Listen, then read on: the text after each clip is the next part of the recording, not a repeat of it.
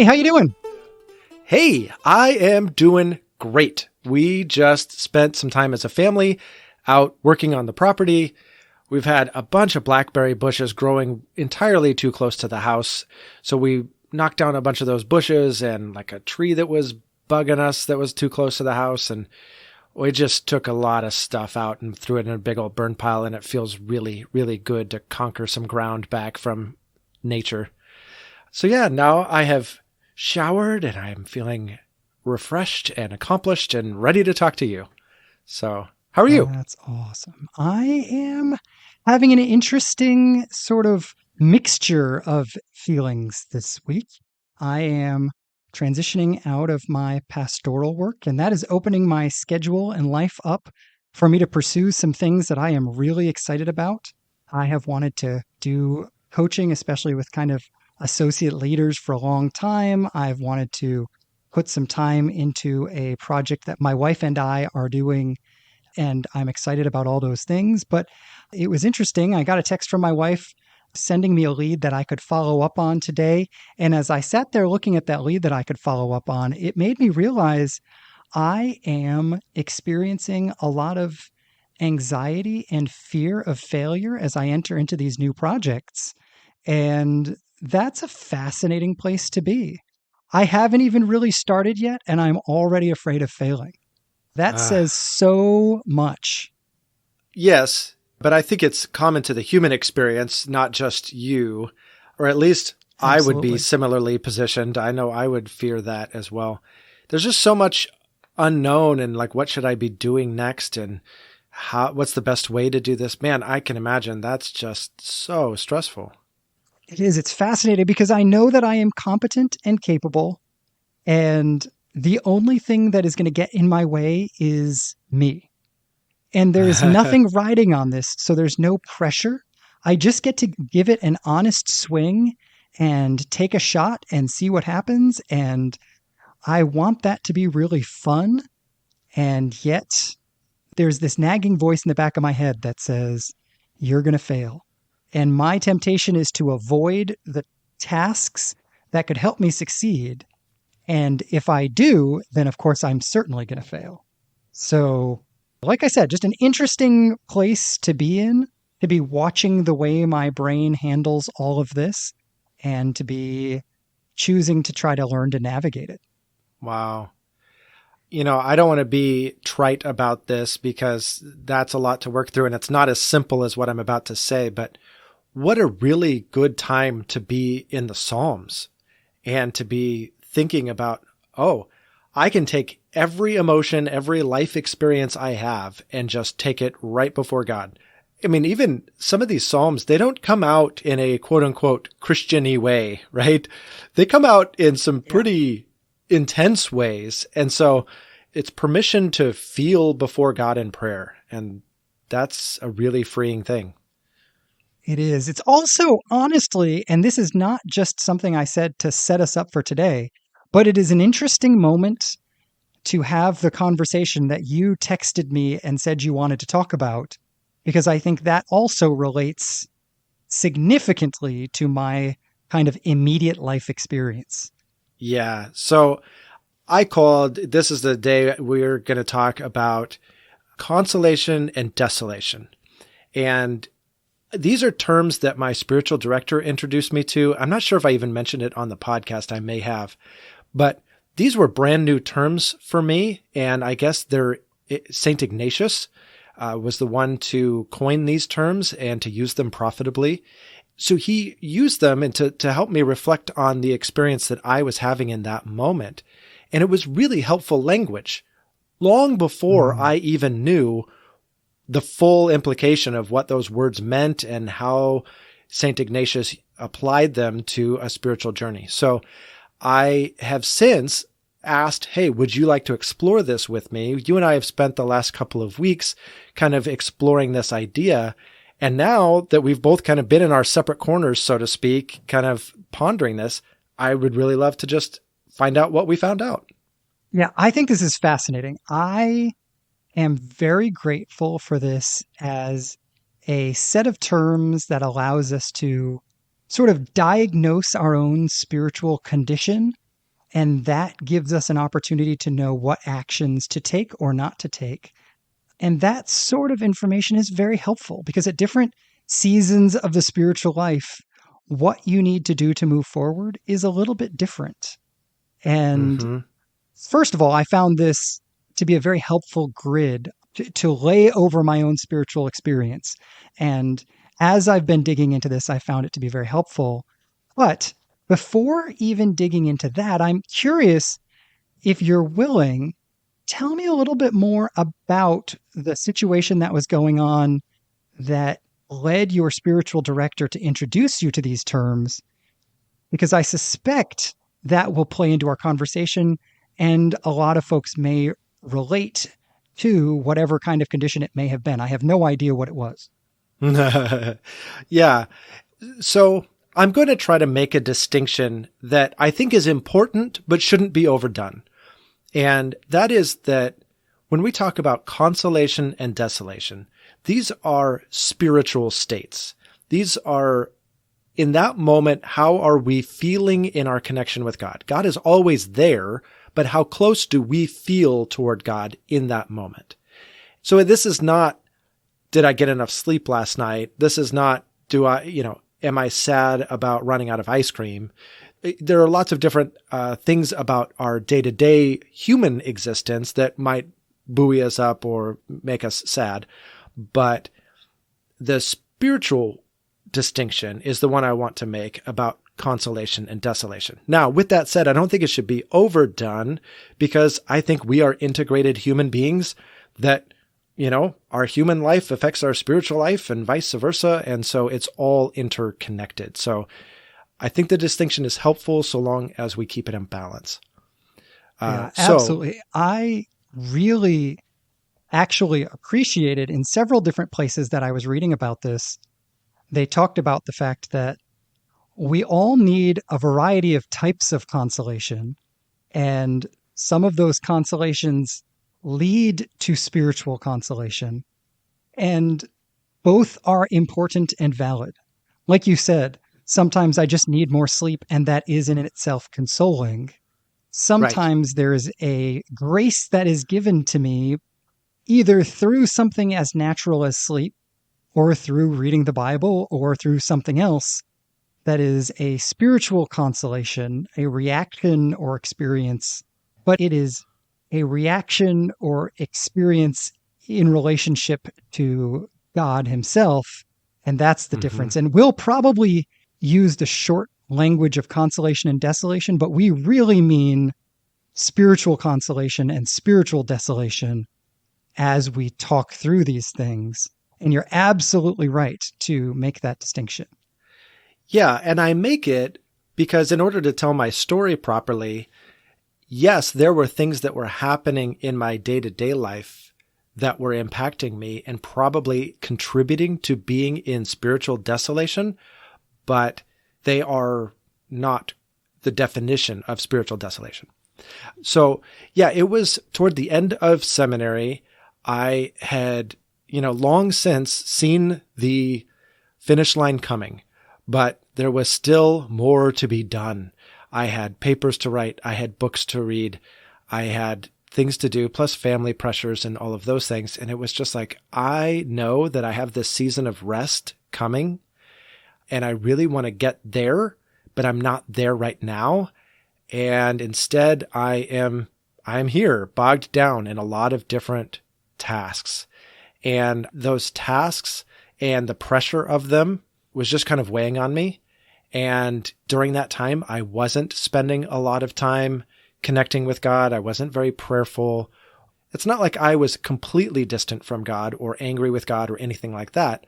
I just wasn't very disciplined toward my relationship with God.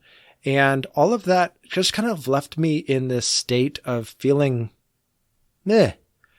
I don't know. There's probably a word that actually could be spelled that I could put in there, but I don't know what that word is. I was just I spiritually, believe you spell yeah, meh, M-E-H. I know, but Meh. yeah, it's true. Is that in a dictionary? I have never even looked it up. How nerdy would that be to look up the word meh? But So I should or should not admit that I started looking it up as soon as you said that. You know what? Don't admit that. Okay. I will not tell you the results then. Go on with your story, please. Yeah. So I was telling my spiritual director, he's like, well, so tell me, how are you? You know, where are you at? And I was like, I don't know. I'm not feeling much of anything. I just kind of feel blah. I don't feel necessarily very connected with God. I'm not angry with him. I don't know. I got a lot of life pressures and stressors, and I feel meh. And that's when he introduced me to this language of consolation and desolation. And he did so in such a way that it was kind of like, yeah, of course you do. That's just how life in the spiritual world goes. Sometimes you're in desolation. Sometimes you're in consolation. Let's not panic. That's just how it is. And it was so freeing. In fact, it was the catalyst for moving me from desolation to consolation in short order. Not that it always works out that way, but it was so encouraging to me to know that I was very, very, very normal in that moment and could be otherwise and would be otherwise at some other point. And that is much more, I don't want to overstate this because I do think we have some responsibility in the matter, but in some respects, that's God's business. He's going to take care of it. He meets us there. He takes us to consolation. Consolation is a gift from him, not something we can manufacture. And so, okay, you're in desolation. That just is what it is. So that was my experience. And how does that match up to with what you have heard or you've personally experienced? You know, if I start off with what I've heard, I have to give two fairly significant shout outs to people who know a lot more about this than I do. One is an Ignatian expert, Father Timothy Gallagher, this amazing Catholic priest who has recorded a number of things for the Hallow app and who has recorded a number of lecture series, some of which were available to download through my local library. And I listened to a bunch of that stuff. And then the other is a podcast episode by a podcast called Quo Vadis. I don't know a lot about them, but as I was digging through Father Gallagher's stuff, I realized I needed to take a step back and I needed a more basic introduction. And their podcast episode featuring Father Adam Bradley talking through spiritual consolation and spiritual desolation was just phenomenal. It hit all the questions that I had. It helped me understand the topics and terms better. And I am going to lean very heavily on some of the things that Father Bradley said. So what I understood, and I thought this was, again, super, super helpful, is that consolation and desolation, one of those or both of those referred to them as reactions of the Spirit. So it's just the way I respond to stuff. And I respond either by going up and feeling connected, or I respond by sort of going down and feeling disconnected. And this is true on, like you said, a physical and emotional level. I can feel consolation in my marriage. I can feel consolation in my work life. I can feel consolation because I'm watching a wonderful movie. I can feel desolation because I'm watching a movie. I can feel desolation because of an argument I got in with my wife. I can feel desolation because of my relationship with God. And sometimes there are causes for these things, and sometimes there aren't. And while there are some natural steps we can take, those steps are not designed to change where we're at on the consolation desolation scale. Where we're at on the consolation desolation scale is secondary because it's an experience of reality, not the reality itself. The reality is I am connected with God, just like the reality is I am connected with my wife. Yeah. Therefore, I have choices to make, and those choices include my overall emotional state, my reaction to reality, or my experience of reality, but they aren't entirely steered or defined by that. That's kind of what I picked up out of this. Yeah. It's kind of like, okay, so I'm going to use a baseball analogy because it's middle of baseball season and I love watching baseball. And my Seattle Mariners have not been performing well at all. And they're fine. They're like right around, 50-50, like 500. And that's fine, but we had much higher expectations of them this year.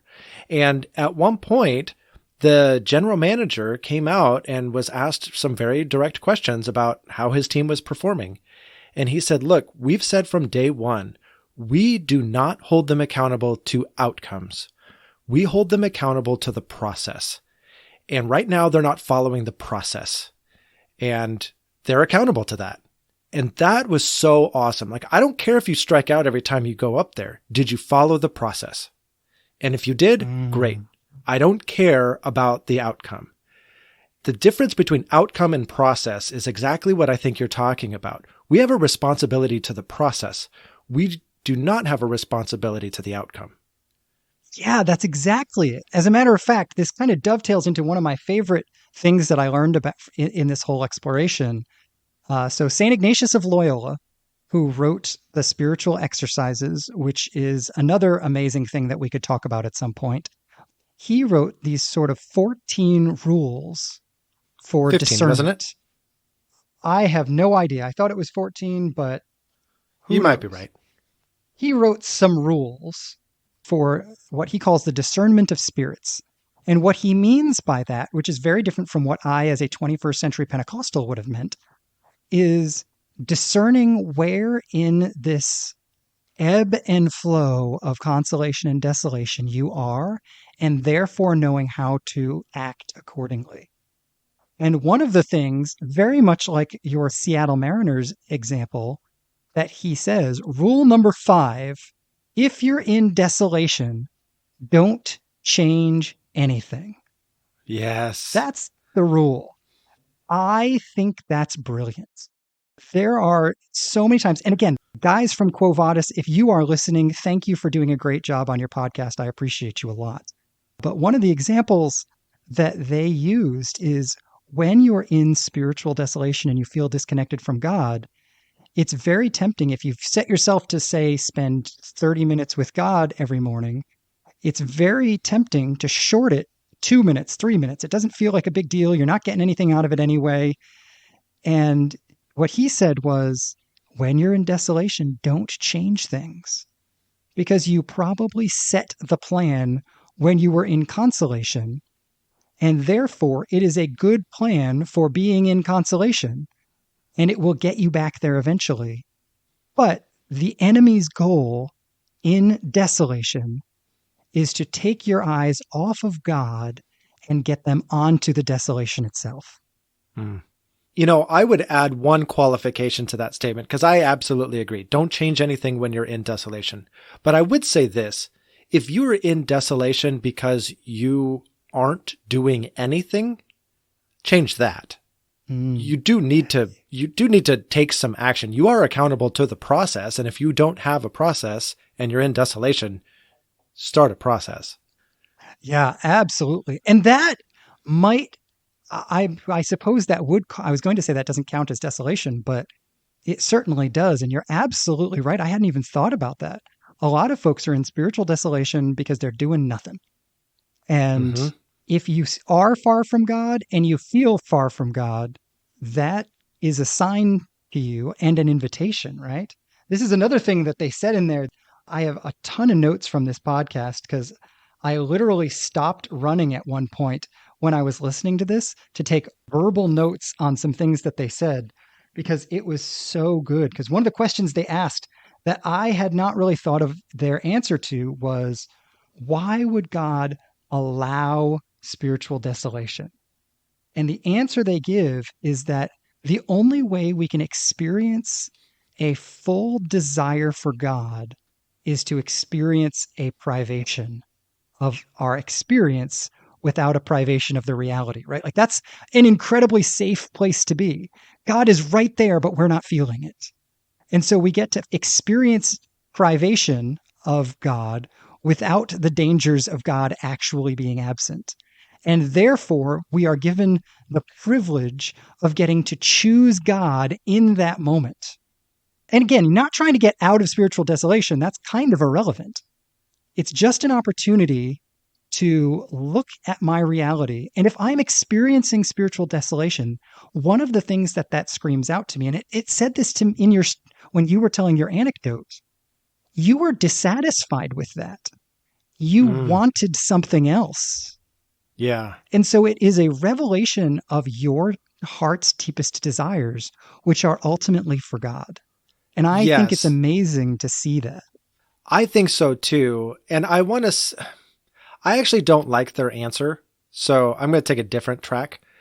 Go for it. That's perfect. I think their answer implies that somehow or another, pre fall, Adam and Eve's desire for God was somehow impacted by the fact that they'd never been away from God.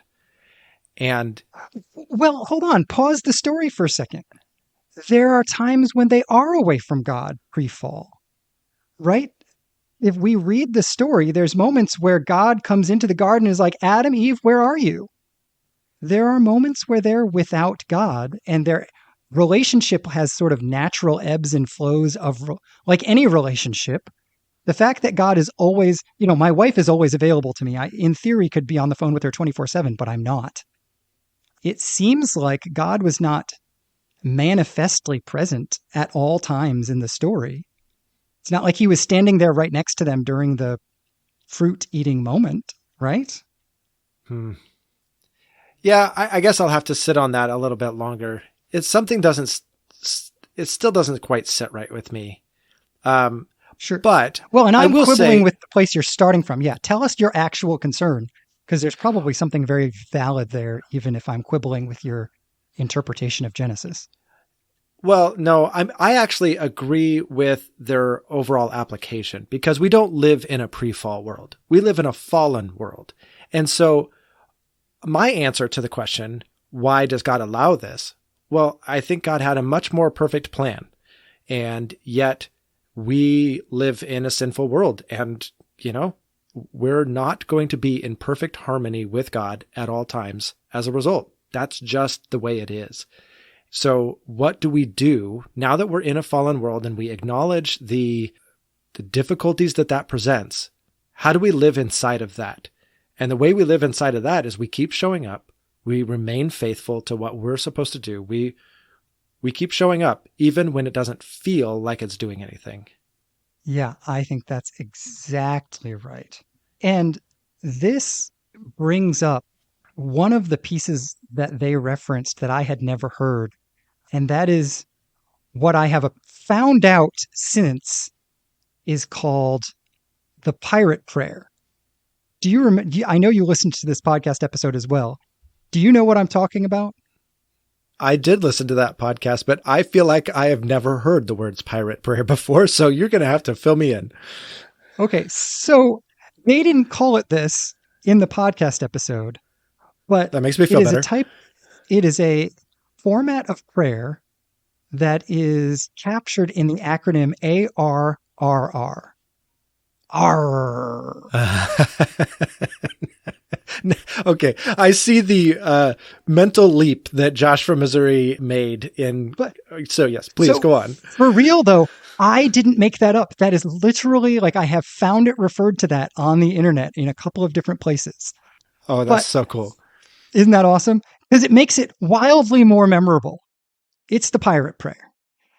It also, I think, is a great way to engage with God from where you're at. And it wraps into some of the things we've talked to with the Psalms, and it wraps into this idea of consolation and desolation. And it's very different from my Protestant 4-letter prayer format, right? I was taught acts, adoration, confession, thanksgiving, supplication, right? Here's the way Yep. you pray. 100%. God is great. I am not. Therefore, thank you. And here's what I need. And Mm-hmm. that adds a lot to prayer. And there's nothing wrong with that. And I use all 4 of those forms of prayer all the time. And that's delightful. This is a far more relational version of that. So the Pirate prayer starts with acknowledge. Here's where I'm at, God. That's the starting point of prayer for this form of prayer. So if you're in consolation, you tell God that. If you're in desolation, you tell God that. If you're angry or happy or joyful or scared or confused or whatever, you just tell God that. And then you relate to him. The second letter word is relate, A-R. You relate to him from that place. And then you receive from him from that place. And that's probably, I'm guessing, where a lot of the Bible reading would be, but I don't know that for a fact. And then after being very vulnerable with God and allowing God to speak to you, then the final R is respond. I think that's a really powerful tool for recognizing where I'm at in the ebb and flow of my spiritual life and being able to bring the whole of it to God, one 24-hour slice at a time. Yeah. Well, goodness. I mean, thank you for calling it the pirate prayer. I think that's going to help me remember, acknowledge, relate, receive, respond. But as you're talking about that, we opened this episode with you saying, hey, actually praying my way through my discomfort in my, career transition, relates to this topic. And I can see why that would be now. To just acknowledge before God, this is where I'm at, and to relate to him from that space is awesome. But it also helps me understand how just giving me those words, when my spiritual director gave me those words, just knowing that and to be able to relate to God from that place moved me on a very fast path from desolation to consolation. It was wildly encouraging to acknowledge to God, oh, I'm in spiritual desolation. Okay. And I could relate to him from that place. I could receive his promise of being in a better place soon and receive his comfort to me about I am still welcome. I am still known and loved and cared for, even in desolation. And I could respond to that. I would not have had language to tell you that's what happened, but that, giving me this pirate prayer helped me even understand my own experience as to why that was so encouraging. Absolutely. Because there's so many times I think there are two reasons, and excuse the failure of language here, but it's what it feels like in the moment. There are two reasons God fails to get me out of the doldrums or the spiritual desolation moments of my life. And there are others as well. God fails to get me out of spiritual desolation if I'm not eating well or not getting enough fellowship with my friends, or I'm only getting 5 hours of sleep a night or whatever. God cannot do anything to get me out of that situation. I just have to get me out of that situation. But the other two that I think really strike me are, like I said, number one, I get fixated on the desolation itself, which really is a very sneaky way of getting me to focus on my spiritual life rather than to focus on God. And my spiritual life is not the thing that's going to save me. God is going to save me. I love these words. Both Father Gallagher and the folks over at Quo Vadis used words like distraction and fixation and diversion to describe what happens in the midst of desolation. Desolation is when our fixation, our focus, our attention is being drawn off of God. And at least for me, and it sounds like in your experience as well, when my attention is drawn back to God, I am that much closer to moving in the right direction. Does that make sense? Yeah, it totally does. And it reminds me of one of the phrases that I really appreciated from that podcast. And it actually, so I'll give you the phrase and then I'll talk about it. The phrase was, the enemy hides behind the I, as in I, myself, me, myself, and I. And what they were trying to describe there is this experience of when you're in desolation and you look around, what can I do? And you feel helpless in the face of it. And I can't, I don't measure up. I can't pray for 30 minutes. I can't read my Bible every day.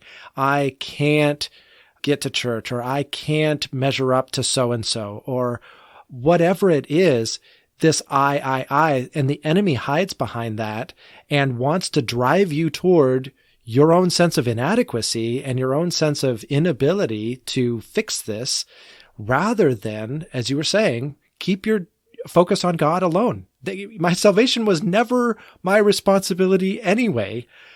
Let me just faithfully show up with God and let him take it from there.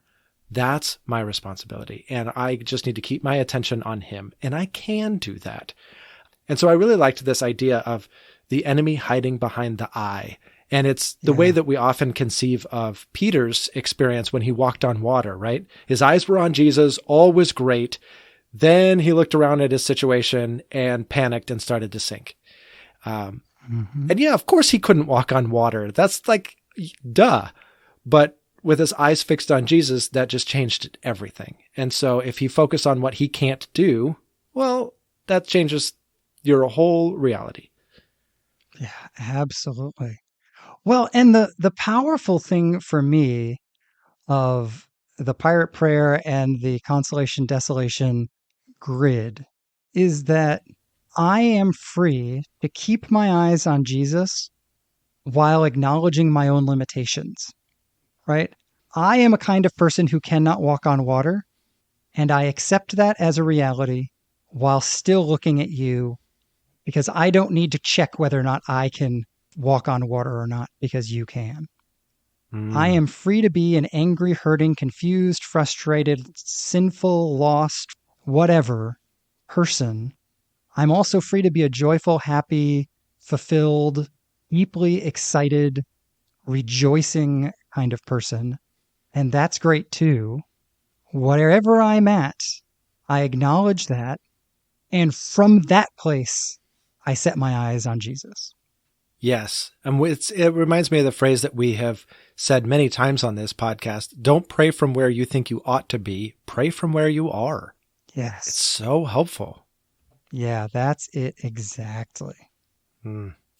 Well, thanks for diving into this. I know there's so much more to uncover. St. Ignatius put together all of his rules around this and did a great job of explaining this further. So if anybody wants to dive in, the resources that Josh from Missouri gave, they're going to be in our show notes, and you can jump in and learn about this on your own. But at the end of the day, what we really hope everybody takes away from this is I can pray from where I am, and that is okay. We look forward to connecting with you on social media, on Facebook, on Instagram, and now on Threads, the brand new social media app that's out there. So join us on social media, engage the conversation, tell us your experiences with consolation and desolation, or a new way that you hope to engage with God after learning about these terms, presuming that you learned about them and didn't know about them your whole life. And, that's fine. You can be better. Presumably, if anybody's in that category, they are one of our Catholic friends who this is their day-to-day language. And if so, please let us know what you know that we don't know, because we would be super grateful. This has been such a rich topic, and I feel like we barely scratched the surface. And pointing us to good resources, pointing us to whether it's a YouTube video or lecture or author or whatever, there's so much more here to learn, and I'm excited to go deeper. Yes, that would be fantastic. Yes, I would totally take those resources, and we'll make them available to our audience if they come along. So we hope everybody is joining along with our Summer in the Psalms series. We are just enjoying spending the entire summer immersed in the Psalms. And so I would love to hear from you, Josh from Missouri. What have you been thinking about in your journey through the Psalms? All right. Well, this is a little bit ahead, I think. I am inadvertently a little ahead. And this is the last verse of Psalm 104. And you know how on social media you see those YouVersion pictures with the psalm verses on them, and it's like a sunset or a mountain picture, and it has the verse on it. Yeah, yeah. Well, I just want you to imagine this verse on one of those. Let the sinners be consumed from the earth, and let the wicked be no more. Bless the Lord, O my soul. Praise the Lord. uh, yeah, that's a little different. Huh. I really wish that was at the beginning of the psalm, or like maybe in the middle. That is the last verse of Psalm 104. That's where things end. And as with much of good poetry, it sort of rattles my world to hear those things. And it is a juxtaposition of thoughts that just makes me uncomfortable. And Mm, I think that's one of the main values of poetry. Poetry should be able to get in our hearts deep enough to be disquieting. And if it's mm, doing that, rather than giving us easy, simple, perhaps even simplistic answers, I think it's doing its job. And this was one of those spots that really just got under my skin. And I thought, ooh. And if it weren't for the whole deconstructionist crowd and the ways in which I feel like this verse might be triggering to certain people who are wrestling with certain elements of the faith, I was going to post this as a Bible verse stick up picture, but I didn't feel like that would necessarily be helpful to everybody. So I did not. yeah, But sure. I do appreciate how good poetry makes you uncomfortable at times. Yeah, it reminds me of Tim Hawkins, the Christian comedian who I just think is hilarious. He did a whole song about Samson and Delilah. And in the middle of like his song telling the story of Samson and Delilah, he paused and just looked at his audience and goes, "This is a Bible story, boys and girls." Just to like, Yes. just to underscore, like, hang on, like we think about the Bible sometimes in just these nice cutesy language, kind of like you're describing with those pictures. And no, there's some things that make us uncomfortable in here, and we should probably acknowledge that. Yep. And they challenge us, and we need to be challenged, and that's great. But what about you? What have you been thinking about? Yeah, so you said you found yourself a little bit ahead. Let me just describe where I'm at. I think I mentioned many weeks ago that I got behind in my reading. And I got behind for a variety of reasons. I was sick. I had a lot to do that week because I was preaching and I was trying to get my sermon put together. And anyway, I fell behind, and it has taken me a long time to catch up all these weeks. Because I'll get a little bit further ahead and then I'll miss a day. And then I'm like I'm catching up a little bit more. And then so it just has been a long, slow crawl to get back.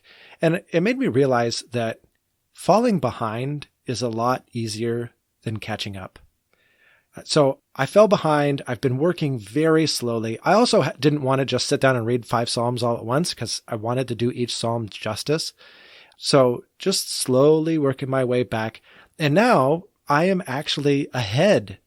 But it's funny because part of the reason why you referenced a Psalm that is a little bit ahead of where our listeners are at is because we're keeping up with the reading plan, but our recording schedule is a little bit behind. And so we missed a week of recording. And so that made our Psalms reading and the recording of the episodes not line up quite right. That's just normal life. And so if people are out there like kind of catching up, kind of not, feeling discouraged, kind of like our Consolation and Desolation, it's okay. Just keep showing up. You will get That's there. good. And even if you don't, God's word is still worth showing up for. So it is okay. Yeah, that's so good. So true. And it's like I said before, it's one of the things I love about the Psalms is that you can start in the middle. It's okay. We officially give you permission to start on this week's Psalms that we post on Sunday, or that we posted on Sunday on social media. If you have gotten behind. Just start where you're at. It's okay. And if you don't do social media, every single week of this Summer in the Psalm series, our reading schedule is in the show notes. You can just click the link, download it. I actually download it and have it on my phone, and it's in the same folder as all my Bible apps. And so I can pull up, where am I supposed to be? And I highlight the Psalms that I've read on that spreadsheet, or I guess I have a spreadsheet. You've put out a PDF, so that doesn't quite work. But at any rate, I keep it right next to my Bible app, and it's really handy. That's perfect. Well, are you ready for today's Which Josh question? Lay it on me. All right. Today it's about the podcast itself, because today's question is, listeners, please imagine a drum roll happening right now. Thank you. Which Josh? Or use your steering wheel. Yes, I would like to ask all of you to drum roll for me, please. Which Josh designed the show's logo? Ooh, that one is me, Josh from Oregon. And maybe everybody's going to like fully agree with me after I say this. Like, I am not an artsy person. And so, but I was really proud of this show logo. We had looked at a lot of different logos long before we even started the podcast. And you showed me about like 5 or 6 that you really liked. And you're like, I'm going for something in this area. And originally, I think you were going to sit down and design a logo. And I'm like, wait a minute, I can play with some ideas here. And I put together the logo that we have and sent it to you. And you were like, okay, I like it. I think mostly, let me see if I can make it better. And you took a couple of weeks and you came back and you were like, nope, we're just going to use what you made. And so That is true. I was pleased with that. I'm like, all right, I made something and it's out there. Now, I don't do any of the other artwork, and all of the great episode art that goes out on social media, that is all Josh from Missouri. And I want to say you do a phenomenal job. Thank you very much. But that is next week's, so stop talking about it. Just kidding. Oh, which Josh spoiled next week's Which Josh question? Oh, no, we'll wait a couple of weeks. It'll be great. Yeah. But no, I love our logo. It is great. And yeah, I spent literally 2 weeks trying to kind of tweak it and just ended up saying, yep, I love it. Let's go with it. Well, let us know in the comments if it's a hit or miss. I'm not going to take it personally because, well, I'm not an artist. This is literally the best thing I've made, and I don't know if it measures up or doesn't. But there you go. All right. Well, are we talking next week? We sure are. I'm looking forward to it. All right. Talk to you then. All right. Bye. Bye.